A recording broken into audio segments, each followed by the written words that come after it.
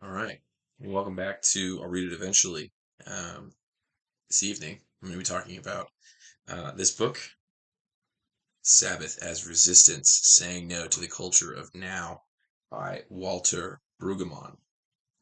Um, Brueggemann, he's passed away now, but Brueggemann was an ordained minister in the United Churches of Christ um, and professor in a number of places, number of seminaries. I can't remember which ones. On back here, when this book was written, he was a professor at Columbia Theological Seminary, um, and he's very well written. You can find all sorts of books by Brueggemann. This is actually the first one that I've ever read by him. Um, Although I think there's one that he wrote on the prophets that I heard was really good. So need to pick that up. I would say on the basis of reading one book by him that the others are probably worth your time if you're somebody who reads theology. This is obviously a really slim book. It's less than 90 pages. So it's more of like a pamphlet than a book. But I know that some of his work is big, good size. Um, so, mileage may vary. Um, But he passed away recently. I read an obituary in Christianity Today, um, and he is a guy who believed very strongly in the power of God.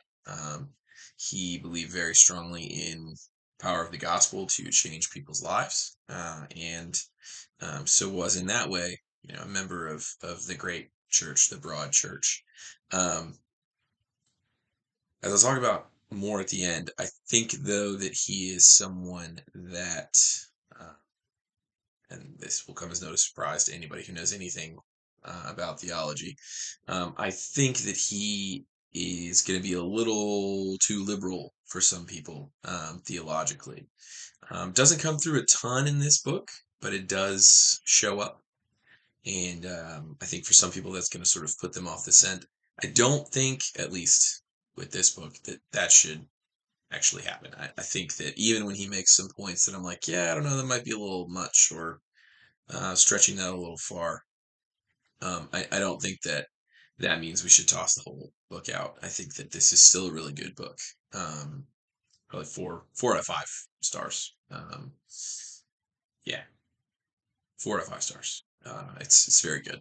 Um, so again, it's called Sabbath as Resistance, Saying No to the Culture of Now, and he splits the book into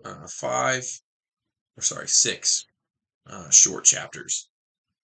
Um, and the first 5 are about how the idea of Sabbath, which is the 4th commandment, right? Keep the Sabbath, how that interacts with a variety of other commandments. So he does how it interacts with each of the first 3 commandments, and then how it interacts with all of the commandments that follow it, but particularly the 10th commandment, thou shalt not covet. Um, and so basically, what he says is this. He says, first of all, at the beginning of the book, that Sabbath is a resistance to the necessity for production. God tells us to rest because we do not have to produce something all the time. And he couches that, I think, really well contextually by referencing at the beginning of the book of Exodus, which 10 Commandments show up later in Exodus, if you don't know, after the Israelites leave slavery in Egypt.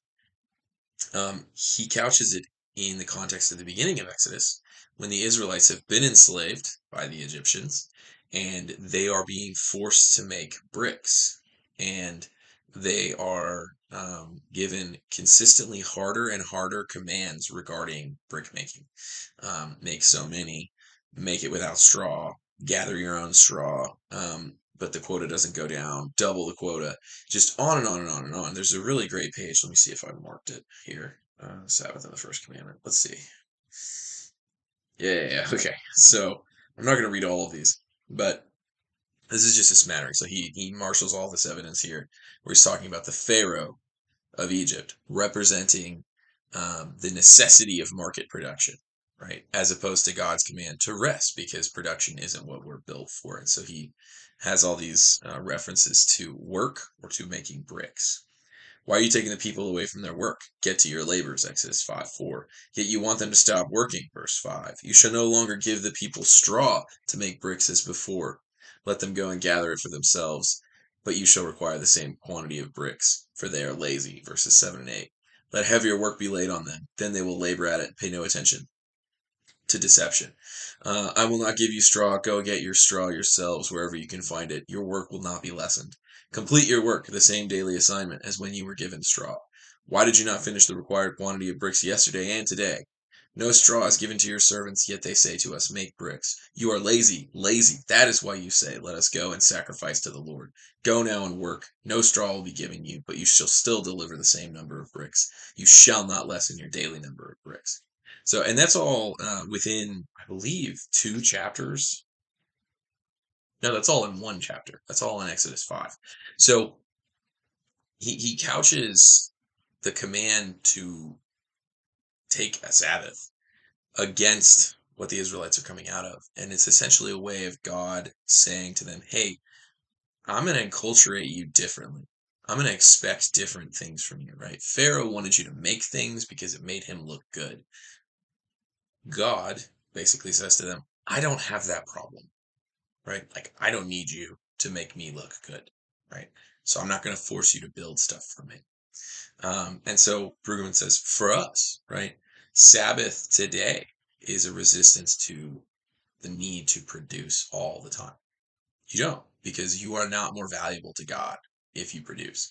You're not doing God's will better if you're producing something, right? That's not what he calls you to do, and that's not what you're made for. Secondly, he says resistance, Sabbath is resistance to worry about not having enough. I thought this was really clever because he points out that the Pharaoh in Genesis is depicted as being deeply anxious, like having multiple dreams about the possibility of famine. And this is wild because ancient Egypt in that time period, ancient Egypt is the breadbasket of the Mediterranean world. Um, Egypt makes enough food to feed basically everyone that lives along the coast of the Mediterranean. Right now, the problem would be getting it there, but like it produces vast quantities of food, which is why in Genesis Joseph can tell the Pharaoh like, "Oh yeah, there's going to be a famine," and the Pharaoh's like, "Well, what do we do?" And he says, "Well, let's just like store a third of what we make every year or something like that, and then we'll be prepared for the famine." Well, yeah, you can do that in a country that has a surplus of food produced every year, which is what Egypt was, had vast surpluses in most agricultural years. And so um, this is God saying to them, listen, you need to take a Sabbath because you're worried about not having enough. And he again points out their experience in the desert, right? Couches it within the context of the original giving of the commandments, where God says, listen, I'm going to give you bread every day. And you are not allowed to gather more than a day's worth, except on Fridays, when you may gather enough bread for the Sabbath on Saturday, right? That's the only time you can gather 2 days worth of food. Because Sabbath is a time to say, listen, I don't have to keep making things. I don't have to keep gathering things. I don't have to be making more money or working. God is watching out for me, right? It's brilliant. Yeah. Thirdly, Sabbath is a resistance to this drive that humans have to dominate the creation.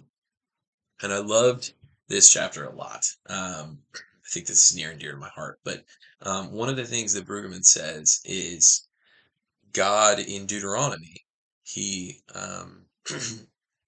he commands them again. They're on the borders of Canaan, and Moses is going over the covenant with them again and going over the law and telling them, hey, guys, here's a reminder before we go into the land. Here's what you need to know.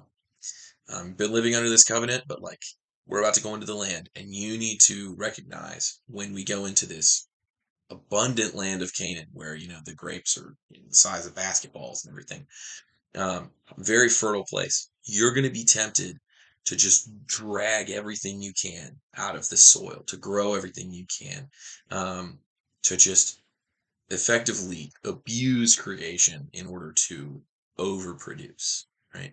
And Brueggemann compares that to modern industrial farming, um, which I think is actually pretty apt, um, particularly the modern industrial farming of animals, right? I mean, if you haven't, Google the picture of the inside of a swine farm, right? It's not good.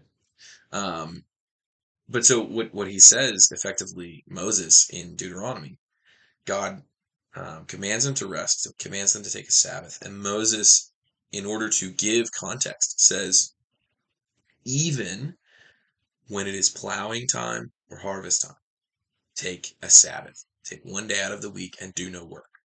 And that's deeply important because plowing time and harvest time, you have to get the seeds in the ground or you have to get the crop off the fields. There is an urgency to some of those things, right? The weather could turn one way or the other, depending on the time of year, and it could ruin your crops, right? In an agricultural society, you could not afford to do this kind of thing, right?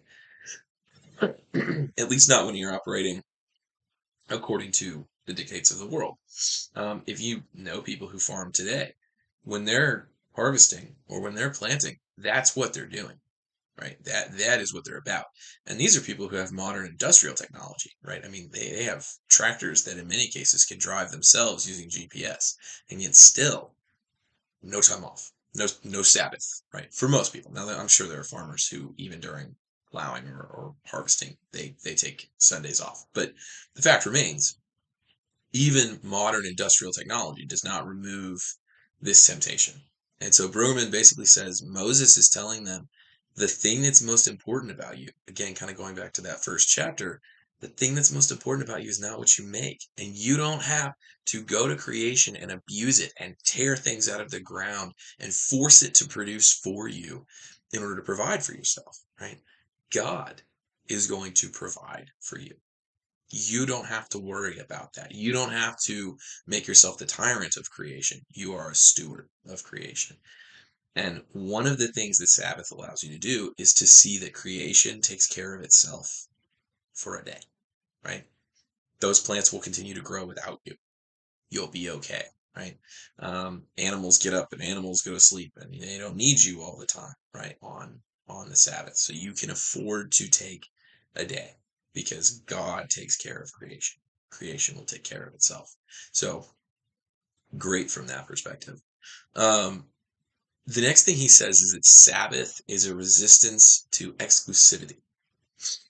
This is a chapter where, as I said earlier, people who aren't familiar with him, if you're reading him, you're going to find that he starts to sound a little theologically liberal. This is one of those chapters because he talks about the fact that um, Israelites are told everybody in the land with you is to take a Sabbath. Everybody. Moses says your male and female slaves are to take a Sabbath.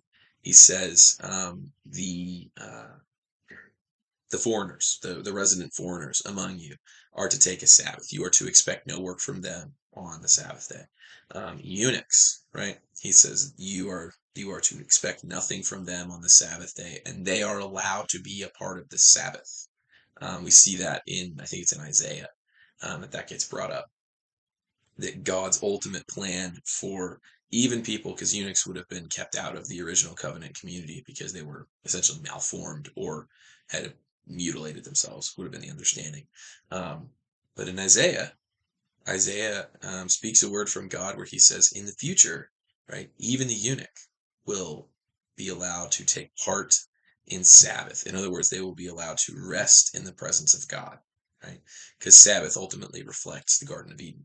And so, even people who are not supposed to be a part of the covenant community are able on the Sabbath to rest in the presence of God. And so Brueggemann has, find it here, Brueggemann has this, find it here. he has this line. I really do want to find it.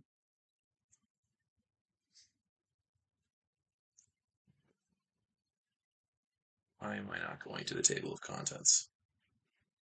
46. There we go.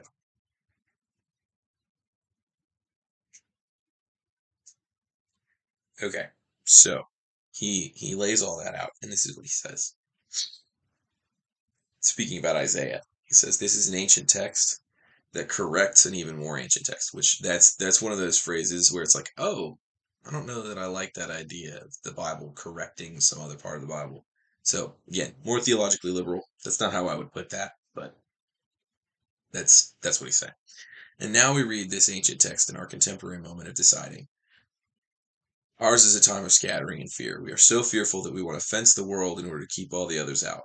Some of the church still wants to fence out women. We build fences to keep out immigrants, Palestinians. The church in many places fences out gays. The old issue of race is still powerful for fencing. We have so many requirements that are as old as Moses, but here is only one requirement. It is Sabbath, work stoppage, an ordinance everyone can honor, gay or straight, woman or man, black or white, American or Hispanic.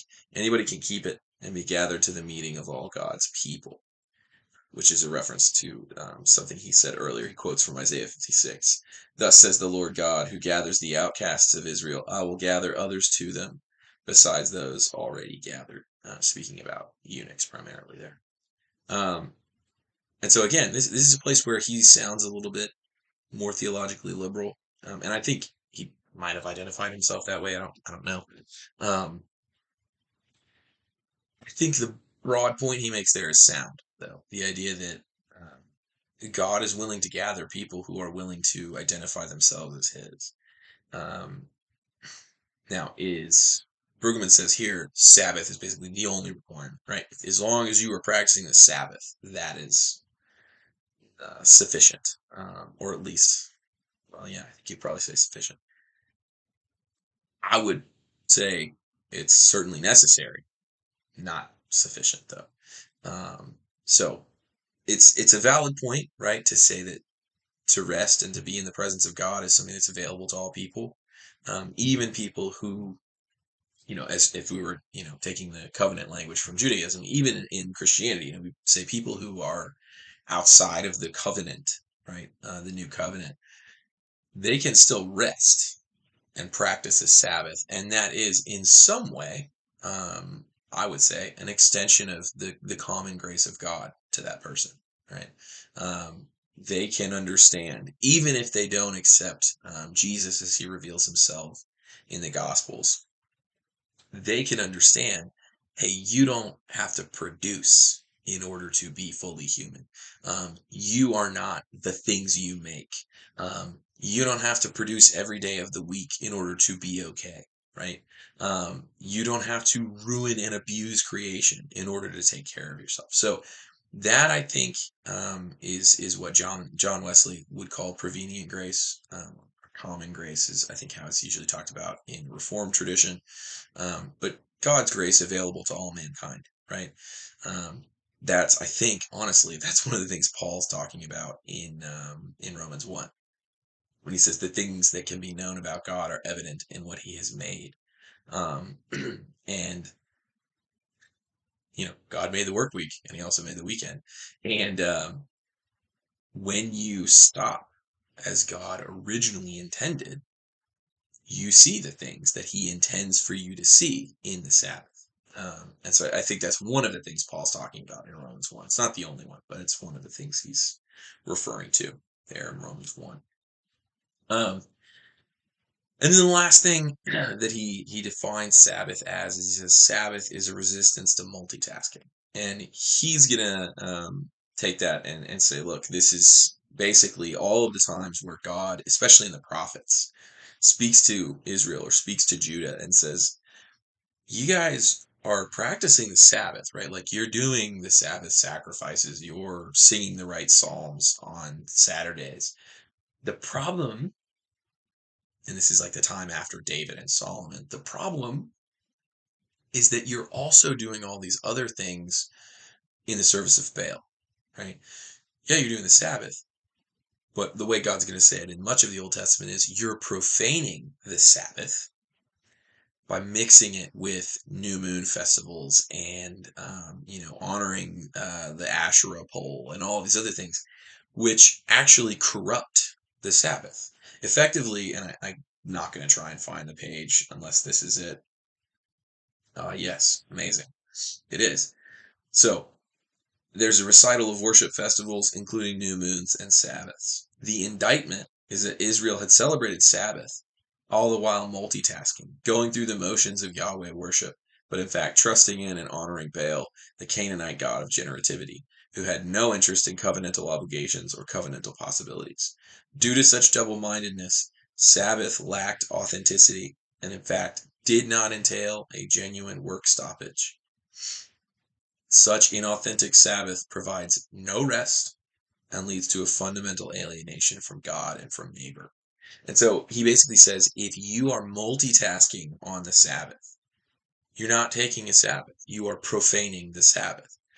He uses this really interesting anecdote. When he was a young man in the Midwest, his father was a pastor, and he remembers this guy who ran like a general store in the town where they lived, and he would sit in the front row of the church. But about 15 minutes before the sermon ended, every Sunday, this guy and his wife would get up from the front row and walk down the center aisle out the back of the church because the Lutheran church across town got out 30 minutes earlier than the Church of Christ. And that guy didn't want to miss their business on Sunday. And so he left so he could open a store so he could make money. And that is kind of Brueggemann's. He uses it in actually almost every chapter, but he uses it here because he says that guy was multitasking. He was not thinking solely about God, right, as revealed in the preached word of God or in the Eucharist. He was thinking about, all right, well, I have to leave here in about 5 minutes so I can go open my store so I can make money, right? And ultimately, Brueggemann is going to say that guy wasn't taking a Sabbath at all because he wasn't taking Sabbath seriously. He was trying to do both. And in trying to do both, he just did the one thing. He didn't take a rest and he didn't honor God, right? Which is a harsh thing to say, but I don't know that I would say that's entirely off base. If you're going to, be a Christian and take the idea of Sabbath seriously. Obviously, if you're non-Christian, you're watching this, then you probably have already turned this off, and this doesn't mean anything to you. So ultimately, where he lands is he's going to say that Sabbath requires a trust in God because taking a Sabbath does two things. First of all, obviously, it is a taking of time to rest in order to show that we trust God and remember that we trust him and encourage us to trust him more, right? Because you do it every week. You don't just do it once and be like, yeah, I remember that time I needed God. No, you do it every week so that you are constantly reminded, yeah, this is the day where I remind myself in no uncertain terms, I need God, right? It's like that song that you learn as a kid in church. He's got the whole world in his hands. Well, on Sundays, Saturdays, if you're a Seventh-day Adventist, he does, right? Because you're not supposed to do anything to hold the world together, as it were. And so you are demonstrating and showing a trust in God. And in doing so, he connects this throughout the book. He says, in doing so, you're actually also loving your neighbor, right? You're loving your neighbor by not reducing them to a commodity. You're loving your neighbor by not expecting them to be working so that they can do something for you. You're loving your neighbor by not seeking to put one over on them. If they're going to take a Sabbath and you're going to work hard, well, you're going to get ahead in the rat race. And that's not loving them. That's seeing them as someone to compete with and triumph over. And so Brueggemann basically says, the essence of the Sabbath is to love God and to love other people. And the way that he does that is he takes the fourth commandment, keep the Sabbath, and he begins in the beginning of the book by connecting it to the first three commandments, right? Specifically the first commandment, thou shalt have no other gods before me. But then at the end of the book, in the final chapter, he connects the fourth commandment to the 10th commandment. And he's done this a little bit throughout, but he does it very explicitly in the final chapter, where he says, taking the Sabbath is the opposite of covetousness, right? The Sabbath is a day where you specifically say, I shall not want. I shall not acquire. I shall not make. I shall not do more. And ultimately, if you don't do that, then you are not loving your neighbor, right? You're seeking to get ahead. You're seeking to use them. You're producing the expectation that they're going to be working so that they can make your work easier, right? Gosh dang, why isn't this store open on Sundays, right? How many times have people gone past Chick-fil-A and they're like, man, you know what would hit right now would be one of those chicken sandwiches, and then they're not open. But that's kind of the point. They're not open. They don't need to be open, right? Other places should probably be closed too. Not because there should be a law that means they have to be closed, but because they should recognize, you know what? I need rest more than I need another $1,000. I need to rest in the presence of God more than I need a couple $1,000. So, um, ultimately, he quotes this a couple times. Let's see if I have this. Oh, excuse me. Yeah, so he quotes from Paul a couple times in the New Testament. Paul says in Colossians, or sorry, in Ephesians, be sure of this, that no fornicator or impure person, or one who is greedy, that is, an idolater, has any inheritance in the kingdom of Christ and of God. And so Brueggemann makes that connection there. He says ultimately what we see in the new covenantal understanding of what God is doing among humanity is that Sabbath, rest, is explicitly tied to loving your neighbor. But that if you are insistent on coveting, right, breaking the 10th commandment, you're actually also breaking the first commandment, which is to have no other gods before Yahweh. And so ultimately taking the Sabbath, the fourth commandment, as a sort of central point in the 10 commandments, because you can't have a central point in 10, but 4 is kind of the central point. He says if you don't keep the fourth commandment, you're actually breaking all the other ones, right? And I think that would probably be true of any of them, but specifically of the fourth. So take a Sabbath, because to do otherwise, Brueggemann basically lands on by saying it's idolatry, right? You're serving the created thing rather than the creator. So, to wrap up, Brueggemann's a really good exegete. I mean, he takes the scripture and pulls out really unique things from it. Particularly the stuff about bricks in that first chapter and how that's Pharaoh entering this economic market rat race and saying, produce, produce, produce, produce. I'd never noticed that before. And I think that's actually in there. I don't think that's him pouring it in. I think it really is there. There's a resistance on God's part to that kind of rat race creation stuff. And all the non-Yahweh gods in the Bible are very much about make stuff, do stuff, bring stuff, get stuff. God's not like that in the Bible. And so I think Brueggemann gives a really solid approach to the Sabbath and understanding the Sabbath, placing it very much in the context of the Ten Commandments, which I think is super key to understanding the command to take a Sabbath, is situating it in the chapter in which it comes from. As I said before, he's more theologically liberal. And sometimes it reads like he is more theologically liberal. This is an example of what I'm talking about. None of the stuff I've read so far, I don't think really did this, but he reads a lot like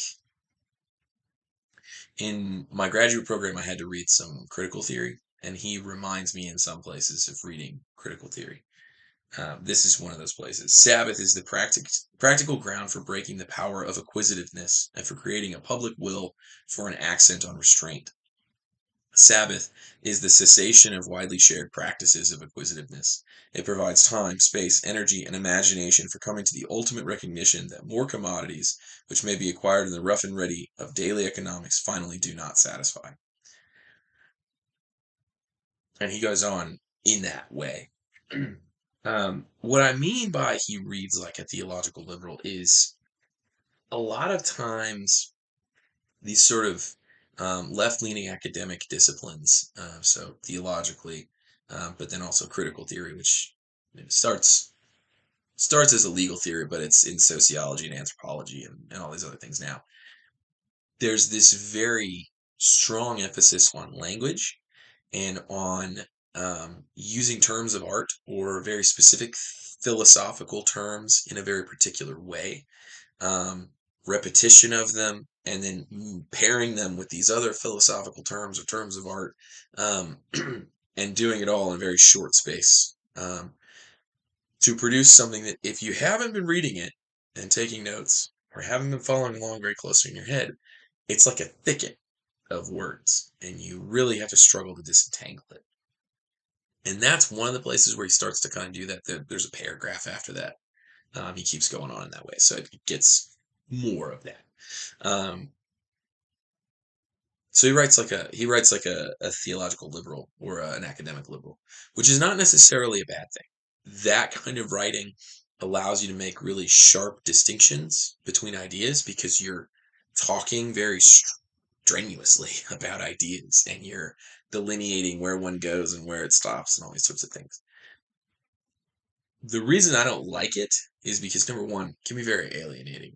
It's hard to quote this book because he writes in such a way that it doesn't always sound good read out loud. Um, and the other thing, and this happens a lot in the more academic literature, he doesn't do this because it's not really what he's about, but it can happen at times, I think, on accident. That sort of writing can sometimes obscure the real import of what's actually being said. And I think that's something he does in that chapter on exclusivity. Particularly, he's talking about how Sabbath is this one requirement, and that's, God will gather all these different types of people. And what he seems to be saying, I mentioned this earlier, what he seems to be saying is, all right, well, here's the one requirement: take a Sabbath, and God will gather you. Doesn't matter who you are, doesn't matter what you've done, doesn't matter, like nothing else matters. Almost as if Sabbath is, in his view, the requirement for salvation in Christianity. Um, and that's not what the New Testament teaches, right? And so I think that's a problem. And that may not actually be what he thinks. But the problem is, in reading the chapter, I can't tell, which proves my point. Sometimes that kind of writing that he's using obscures the real import of what he's saying. Is he saying, hey, as long as you practice the Sabbath, you're good. God will gather you and you can be in his presence and that's all it is? Or is he just saying, like, hey, any person, as I said earlier, any person can experience the common grace of God by taking the Sabbath, and you are, and effectively, when you practice the Sabbath, you are in the presence of God, in a very meaningful way. I can't tell which one he means, and I read the book, right? You definitely can't because you haven't even read the book. Um, and so I think that's my biggest criticism is just that sometimes, because I think he has some of these more theologically liberal leanings, he wants to get to certain places, um, interpretively, which is not necessarily bad. Conservatives do this as well. I do this, I'm sure. Um, but the problem is he's going to use his way of speaking and writing to, I think, unintentionally obscure what's going on. And yeah, so that's my only criticism. This is a good book. Um, it speaks very strongly to Americans. We live in a rat race, right? I mean, we are a culture obsessed with money. We are a culture obsessed with producing and making and getting ahead. And he says, and I think rightly, he says from Scripture, is wrong. You cannot make money and stuff and getting ahead and producing more and controlling the creation and the created order. None of that's going to work. You can't. I said this to my students the other day. We were talking about the end of the Old Testament, the prophets, the end of the Old Testament, the minor prophets. And one of them, I think it might be Malachi, but I can't remember now. One of them, though, criticizes the people because they keep. It's Zechariah. That's who it is. He's criticizing the people because he says, hey, you guys are living in luxury, and God's house is a ruin because you haven't finished rebuilding it after the exile in Babylon. And he says, and then when you bring your sacrifices, they're not real sacrifices. Right? You don't care about them. Even now, after all of this history, which if you know the Old Testament, all this history, even now, when God's brought you back from exile, you don't care. And what I said to my students is, you can't bring God half of a sacrifice because he's not half God. He is God. When Christians approach the Sabbath, you can't bring God half of a Sabbath. You can't say, yeah, I trust God and he's my Lord and Savior and he's going to do what I need. But also I'm going to, be checking my portfolio on Sundays when I'm in church so I can make sure that I'm making the most money I can be making. Or, yeah, I trust God, but I'm gonna do all this work on Sundays. I'm gonna make sure that I'm prepared for this meeting I have on Monday morning on Sunday. That's not gonna work, right? Um, you can't bring God half a Sabbath because he's not half of God. He is God. And so I think it's a very good word for American Christians. It's a good word for anybody, but particularly for Christians. A good word and a convicting one. So Sabbath as Resistance, Saying No to the Culture of Now by Walter Brueggemann. Go find it. Pick it up. Read it. Or something else. Read whatever you want. Just read something. Yeah. See you next time.